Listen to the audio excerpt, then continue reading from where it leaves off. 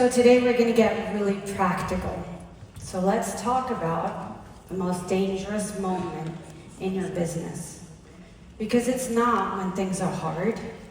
It's not when people quit. It's not even when you feel like giving up. The most dangerous moment in your business is actually when it's working and you don't even realize that's what's holding you back. And that moment, it happens to every single one of us. You're doing the work, you're enrolling, you're presenting, you build your team, and for a while it works. It really works. Until it doesn't. And you hit this level, and then everything just seems to plateau. You feel like you're stuck. You're still showing up, your messages are still exploding, you're working hard, but your team, they're just not growing the way you thought that they would, right? And if you're not careful, you'll start to believe the lie that you must be doing something wrong. It is the truth no one tells you. Everything you built so far has been rooted in builder mode. Builder mode is not bad. In fact, it's essential. It's where your belief is built. It's where your business is born. But builder mode was never designed to take you all the way. Because what got you here, got you there. From this moment forward, it's no longer about doing more. Well, for some people it is, but not for you guys, for the fanatics. So what is it about? It's about becoming more. The next chapter in your business is this. You become a leader.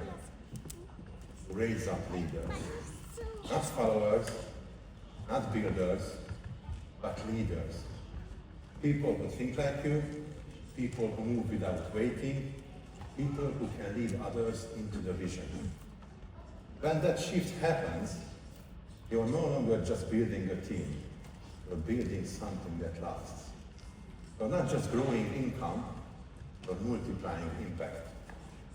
So when you join this business, you put on a hat. Now you may not have realized it at the time, but the moment you said yes, you stepped into leadership. And leadership, like Oliver and Angela said yesterday, it's not a title, it's not a rank, it's not something you think about when you become diamond. Leaders aren't those 3 people in your business who are doing a little bit of volume and working by themselves. Leadership is a responsibility. And as you grow, you're going to need to wear 3 hats. Now, most people never even wear 1 hat properly, but if you want to scale, if you want to grow, if you want freedom, if you want to be the person that one day somebody looks back on and says, because of her, or because of him, then you've got to wear all 3. So hat number 1 is the builder hat. Thank you. Okay. So this is where it all begins. You're doing the work, you're presenting, you're following up, you're launching your campaigns, you're doing your TikToks and your Zooms, and you're showing up even when it's uncomfortable. And this phase builds your grit. No pictures, please. This phase builds your credibility, okay? This builds your conviction.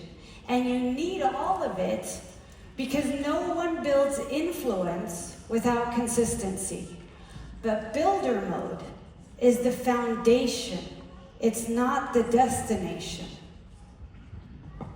Hat number 2, the manager. This is the manager hat. Now the shift happens. You are not just running your own race, you're helping others out theirs. But this is where so many leaders lose themselves. Management is not about carrying people, it's about equipping them. The moment you become the answer to every question, you've just made yourself the team stealing on your team. Managers don't solve every problem. Great managers use systems. Great managers train people to stand on their own. So, you are not the hero, you're the guide. That's what creates duplication. And then there is hat number 3.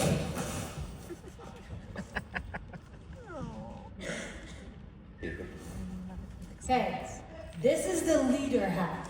This is where everything changes, because now it's no longer about you. It's not about what you do. It's about what gets done because of how you lead. So you stop managing individuals and you start developing leaders. Okay, now your success is no longer measured by activity, it's measured by legacy. And it's not just about who do I need to become, it's about what do I need to become.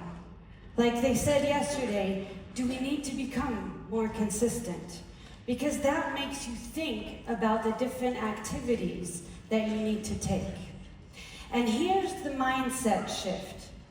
You stop asking, how do I get more people to follow me? You stop asking, how do I get them to be more independent? You stop asking, how do I find leaders? And you start asking, how do I empower the people that I already have to lead? Because thank you. Because when you can lead someone who can lead others, that's not just growth, that's multiplication. And that's, guys, how you get your teams to be unstoppable. Years ago, I was living fully in builder mode. I was working 60 hours a week, trying to enroll everyone myself, answering every question, organizing every event, running every training. And I didn't even realize it. I was leading with an invisible backpack. And I had stuffed that thing full of other people's problems. Oh, you don't know what to say to that customer? I do it for you. You are not sure which oil to recommend? No problem, I'll send you all the links. You had a rough day and want to quit? Let me call you. Let me coach you, pray for you, bake you a brownie. One day Melody looked at me and asked, are you building your team or babysitting one?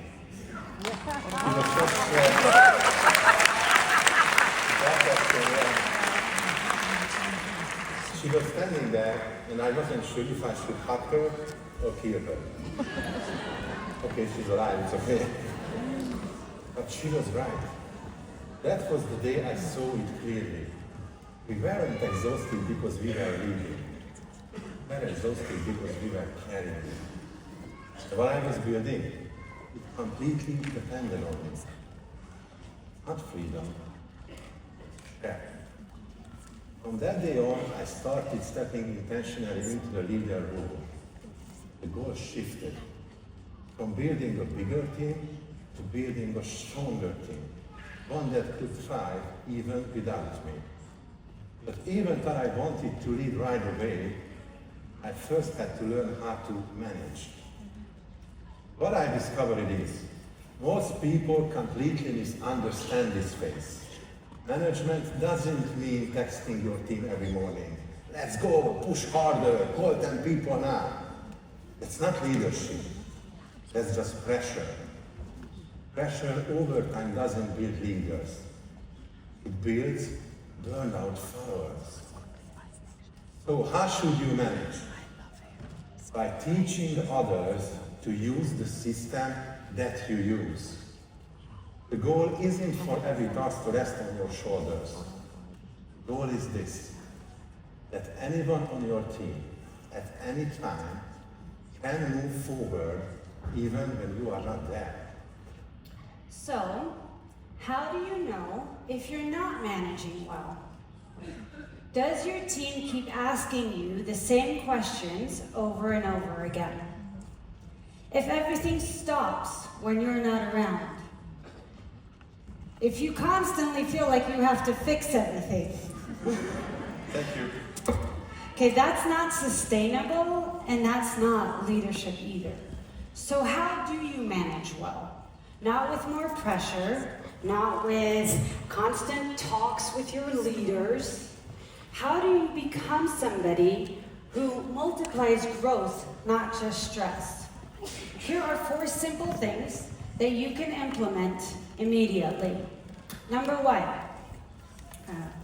teach people how to find answers, don't just give them. Okay? When somebody comes to you with a question, don't give them the answer. Instead, show them where to look. Because if they always need you, you've built dependence, not leadership. So think of the last time that a leader came to you and asked you a question. Did you give them the answer, or did you show them where to find it? Number 2, make sure that every new team member has a few simple tools and is onboarded. Equip them from day 1 with the basics, okay? Now, I know that you guys are doing this, but I guarantee you that levels 2 and 3 down, people are forgetting to do this. Number 3, start a weekly mentorship session. But listen, don't just make this a checklist, okay? This isn't about ticking off boxes. This is about transferring a mindset. Because your leaders don't just need to know what to do. They need to learn what to think and how to think. And number 4 is don't solve problems people don't have. Okay? If they don't want to change, you can stand on the top of your head. You can do cartwheels, it doesn't matter. But if they're not asking for a solution, don't give one. Because you can try, but to them, it will feel like pressure. Let me give you an example. I had a team member who used to call me about everything. What do I do when this happens? What do I say now? One day I said to her, I'm not going to give you the answer this time, but I will walk you through how to find it. Didn't like that at first. It would have been faster if I just solved it. But 2 months later, she was teaching others how to be independent and find their own answers. Her team started growing, even without her. This is what I want to say. A good manager doesn't try to solve the problem, but to teach others how to solve it themselves. So, when you're wearing the manager hat, give them the tools, teach them the mindset, guide them to the system, train them to do the same. Because if you build people who know how to lead themselves, you won't have to lead everything. So, now that you're strong in builder mode and you're leading and managing with confidence, let's look at leadership. First, let's take a quick test together to see what is the difference between false leaders and true leaders. Okay, false leadership is about looking good. You know, you've heard, don't wait till you're perfect. But do we though? I didn't do that. And here's what I love about Ondash right now. You guys might not know this, but until 6 months ago, he didn't speak a word of English. The only thing...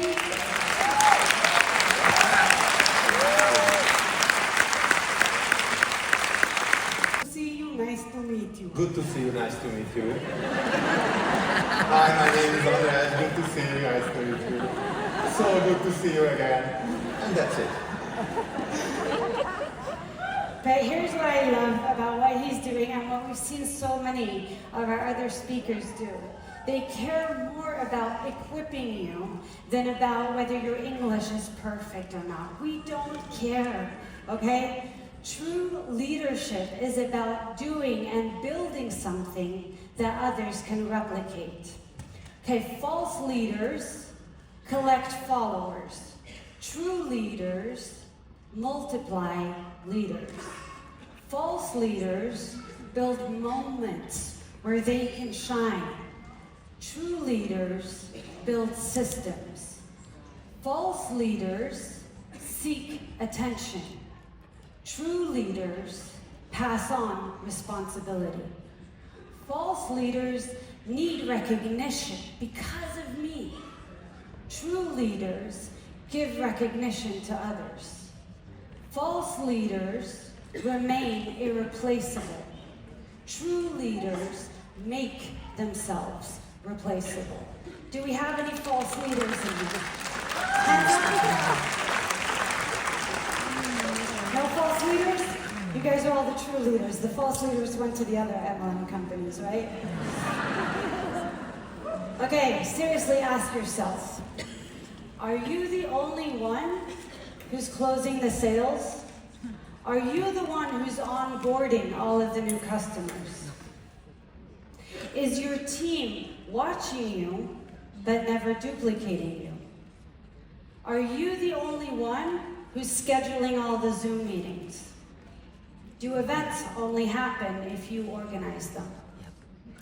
If the answer to these questions is yes, then you might not be developing leaders, you might just be performing. And here's the big question. If you stepped away from your business tomorrow, would it still keep growing? Because if not, then you're not building a legacy, you're supervising a side project. And I'm not saying this to make you feel bad. I'm saying this because I'm inviting you to step up. So, how do you raise leaders who are better than you? This next part might be the most important one of all, because this is where it's decided. Will you leave a legacy in doTERRA, or just enjoy a well-paying side business for a few years? Billy Epperhart once said, if you are not raising leaders who are better than you, you are the bottleneck. And I know that hurt, but it's true. Because if everything depends on you, then your team's growth will only go as far as your capacity, and that is the ceiling. You don't want to be the ceiling. So let's talk about how to actually do this well. Here are 5 principles that will help you raise strong, independent leaders. First, multiply engines, don't be one. If you only gather followers, you will become the engine driving everything. But if you raise leaders, you will become the spark that ignites other engines. Number 2 is let them make mistakes. This one's tough because let's be honest, sometimes it's just easier and faster to do it all yourself rather than to let somebody else fumble through it, right? But if you're always rescuing them, they'll never learn to solve problems on their own. And I know PV is important, but here's the truth. A leader isn't someone who doesn't make a mistake. A leader is someone who learns from every mistake. Third one, teach the system, not just the skill. There is a big difference. The skill is know how to tell your story. The system is where to learn it, how to repeat it, and how to teach someone else to do the same. A skill can be forgotten in a day, but a system, they use it for years, and they pass it on. So, if you want duplication, don't just share skills. Teach systems that create leaders. And number 4 is give them space to lead. You don't lose influence when others start leading. You want to know if you're a successful leader? Here's my question. How many people in your team can lead without you? So let them run their own Zooms. Let them onboard new members. Let them run the campaigns, lead the calls, host the events. even if they would do it completely differently than you would. Do you know how many times in the beginning I would listen to my leaders and I would think, oh no, what did you just say? No, don't say it like that, no. But then they got better than me. And then now they are so much better than me. And make sure that your leaders are teaching their people to do the same thing. Because your role is not to control. Your role is to cultivate. 5. Plant a vision bigger than what they can see. Simon Sinek said, people don't follow your company. They follow your life. Your leaders, they often can see the long game. They are still trying to believe they are even qualified. That's your job. They're behind you. So you have to tell them what's in front. You have to help them see what they can see yet. Keep telling them what's in front. Paint a picture of it. Describe it to them. You have to believe in them before the evidence shows up.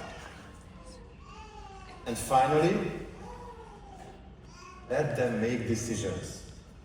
If you make all the decisions, yeah, you are a leader. But if they make good decisions without you, you will become a developer of leaders. That's the goal. Not just to lead, but to develop. Because leaders may build a team, but developers, they build a future that doesn't need them to succeed. Okay, let's make it practical. Here's a simple action plan you can use right away. Once a month, sit down with a potential leader and ask, if I weren't here, how would you lead the team forward? Once a quarter, give them full responsibility to lead a project or campaign. Let them own it, start to finish. Give feedback, not just praise, but real guidance. Don't just say, good job. Say why, say how, and say what's next. And keep going deeper. Most leaders teach their builders well. But do you watch them train and lead the next level? And give them feedback on how they lead? This is how you draw out greater independence from your team. So, to stop managing people, start multiplying leaders. Is this helping? Are you guys learning anything? That most people avoid, but it is the one thing that can either make or break your leadership. This is where leadership stops being convenient and starts becoming real. Let's talk about difficult conversations, because we all have to have those. Here's the one thing that you've got to know. If you can't have difficult conversations, you can't be a true leader. See, John Maxwell said, growth rarely happens inside of your comfort zone. And that's not just true for you, that's true for your team. Because truth will often hurt before it transforms. Let me say that again. Truth often hurts before it transforms. But if you're constantly tiptoeing around problems, if you're afraid of hurting people's feelings, if your goal is to keep everybody happy all the time, then nothing actually changes. But when you confront somebody in honesty and with love, then that's where the breakthrough happens. That's where the transformation begins. Most leaders avoid this conversation. There are three common reasons. First, fear of losing the person. You are afraid they get offended. You are worried to repeat. You don't want to rock the boat. You need that PV. Trust me, I know that. But listen, sometimes what feels like a risk to you is the exact thing they need to grow. Two is avoiding conflict. Some leaders value peace more than they value progress. They mistake quietness for health. But peace without truth just delay. Isn't peace, it's just delay. Okay, that? Yeah. Okay, perfect. Okay, number 3 is insecurity. You think, who am I to bring this up? Right? Like, I've made mistakes too. I can't tell them what to do. I don't want to come across as though I know it all or I'm controlling. I just want to let them do their thing. But listen, if you avoid the difficult conversations out of fear, you're not protecting them. You're letting go of their future. And in the words of Billy Epperhart, the hard conversation isn't about the other person's comfort. It's about their future. So, how do you do it well? We want to give you a simple 3-step framework to lead difficult conversations with courage and care. Because confrontation doesn't have to destroy relationships. Done well, it actually strengthens them. First is connection. Start with the relationship. Affirm their value. Make sure they know this isn't personal, it's purposeful. Number 2 is hold up a mirror. Okay, describe what you're seeing clearly, calmly, and without judgment. Okay, this isn't about accusation. This is about giving the person clarity. So say something like, here's what I've noticed, or this and this is what I see happening, and if you continue down this path, then this is what's going to happen. Third one is the way forward. Now give vision. Don't just point out the problem. Paint what's possible. Say, here is what I believe you are capable of. Here is how I see you going from this. Let's talk about what comes next, together. When you do this consistently, you stop walking on eggshells and start walking people into their potential. So because you guys always ask for practical, now we want to show you some real life examples, and we will take the top 3 that we often get asked. Okay, number 1 is, how do I get somebody to stop DIY managing, which is code for do it all yourself. We all have this person. It's the one who builds the team and then does everything for them, right? Number 2 is the Zoom ninja. They're always present in the Zooms, but you never hear them at any of the team meetings or at the events. And number 3 is someone who is struggling with the superhero syndrome. You know, the person that says, if I don't do it, it's not going to get done. So let's look at when a team manager is stuck, or when a person is stuck in manager mode. We're going to give you these scripts, so I'm going to go by the script. And if I look at you, I'll probably say stuff they shouldn't hear. Okay, so, hey, I just want to say how much I appreciate the way you're always there for your team and how you help the new people. It's clear that you really care about their growth. Thanks, I'm trying to do my best. And that's why I've noticed that I want to share something with you that I've noticed. It seems like you often do the tasks for them instead of teaching them how to use the system. Do you know why that's important? Because if you do everything, they'll never become independent, and you'll end up being overwhelmed. Yeah, you might be right. It's just faster if I do it. It is faster in the short run, but in the long term, it slows everything down. And your true value as a leader isn't in what you do for them, It's in what you teach them to do on their own. So here's what I'd like. For the next 30 days, with every new person, show them once and then let them try. Are you in? Yeah, I am. Okay, so this includes a solution and it invites them into responsibility. Now let's look at example number 2.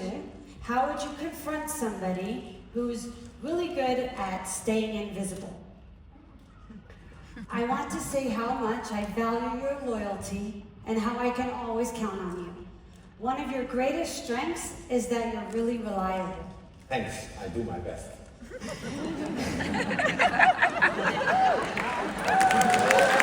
Today, what I've been noticing, it's like you're hiding in the background. And I know that you're not the loud type, but because of that, people don't get to hear your story. They don't get inspired by you. And this isn't about you. It's about the people who miss out on the possibility because they never get to see your example. I'm just afraid of what people will think. I get that. But think about this. Fear never really disappears. The difference is that courageous people act despite of fear. So let's take a small step. At the next team meeting, I want you to share one of your favorite customer stories, and I'll help you prepare. Okay. And now let's look at example number 3. When you need to speak to the superstar who isn't duplicating. First of all, hats off to you. What you've done is absolutely incredible. Your numbers are up, you're amazing, and you're inspiring people left and right. Thanks. Feels good to finally see results. Jeez, don't say so much. That's exactly why I want to be real with you. Right now, you're a superstar, but you're not yet a leader. And here's the difference. What you're doing, no one else on your team can currently replicate. And that means that if you took a break tomorrow, your team's growth will stop. And that's not long-term success. That's short-term pressure. At this stage, the volume grows faster. True, but we don't build legacies in a sprint. So here's what I want. Next month, take at least 2 people through the entire process. Show them once, then let them do it. That's how you become a real leader, not just an outstanding seller. Okay, so we hope that these examples encourage you and show you that actually having hard conversations with your team members in the beginning is not as hard as it seems. But it is important to admit that they are essential, that you have these continuously if you want to grow as a leader. So let's talk about what leadership really is, because there is a myth out there. That leadership is about being the best at everything. But real leadership, not about you being the best. It's about your ability to equip others to become their best. The question is not, what can you achieve?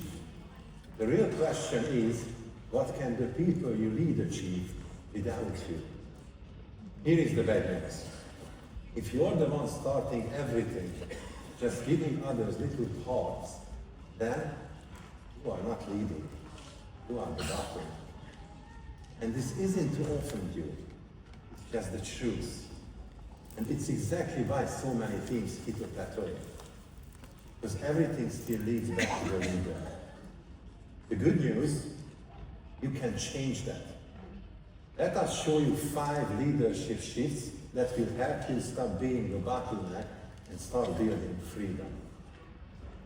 Okay, shift number 1 is teach through systems, not randomly. If you're always explaining things ad hoc, you might feel helpful, but you're actually building confusion because people can't duplicate what you say off the top of your head. So give them a clear process. Give them a video and a checklist and a script, something that they can run with. But don't reinvent the wheel all the time. Use your mentor's tools. Use doTERRA's tools. I'm gonna say this, guys, at silver and gold and platinum level, you don't need to be spending weeks and months creating new tools because now we have AI, okay? When we first started, the tools that we had were more I than they were AI, okay? Made sure that every single one of our people knew how to use those tools. And I'm not saying that there isn't a time and a season for that, but I am saying that your upline and doTERRA has enough tools to take you to Blue Diamond. You can do that when you have leaders and when you are a leader of leaders. Shift number 2. Make your thinking visible. Don't just show people what to do. Show them how you think by doing it. Let them in on the vine behind the step. This doesn't just teach them a task, it teaches them to think like a leader. Okay, shift number 3 is set milestones, don't micromanage. You don't need to hold their hand. Define what needs to happen and by when, but give them space to figure it out, okay? This is what's gonna build ownership, this is what builds confidence, and this is what will build leaders. Shift number 4, don't keep all the responsibility. If you're still just handing out little tasks, you're still doing too much. Don't just say, can you help me with registration? Say, you are now in charge of the onboarding process. Don't delegate pieces, delegate roles. Give people real responsibility and then let them rise into it. And shift number 5 is celebrate wins you didn't create directly. This is a big one. When your team starts succeeding, don't secretly feel replaced. I see this all the time.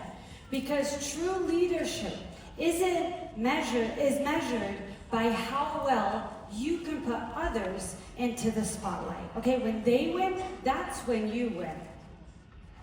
The goal of a real leader is not to be irreplaceable. It's to become unnecessary in the day-to-day. The purpose of leadership isn't to prove how much you can carry. To empower others to carry things without you in the room.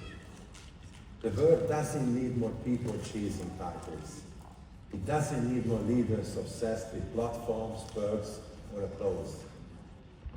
The world is waiting for a different kind of leader.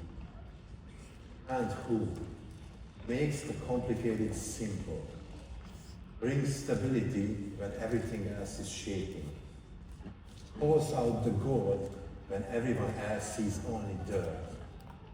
Real leadership is what remains when you are no longer in the room.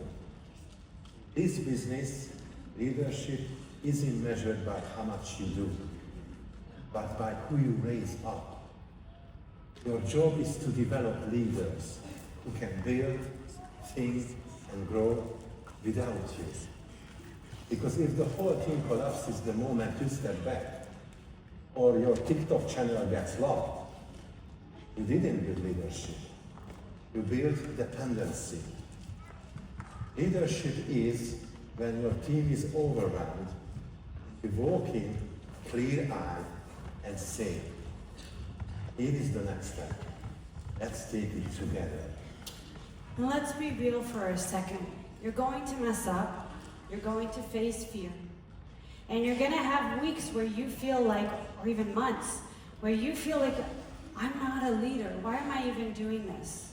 You're going to face failure because leaders fall. The leaders get back up.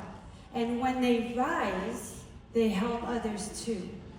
See, your job as a leader isn't to be the one that everyone runs to for direction. It's not about being the loudest voice in the room or being in the spotlight. It's about helping others run their race and making sure that they cross the finish line. Can I have my video, please? Barcelona, 1992, the Olympic Games, the 400 meters semifinal. Derek Redmond explodes off the starting blocks. Years of training and sacrifice, everything leading to this moment. Then halfway down the track, snap, his hamstring tears. He collapses in agony. The crowd gasps, the others fly past. His Olympic dream is over. But then comes the moment that changes everything. Derek tries to stand, limping, staggering, face twisted in pain, but determined to finish. And then someone breaks through security, pushes past the guards, runs onto the track.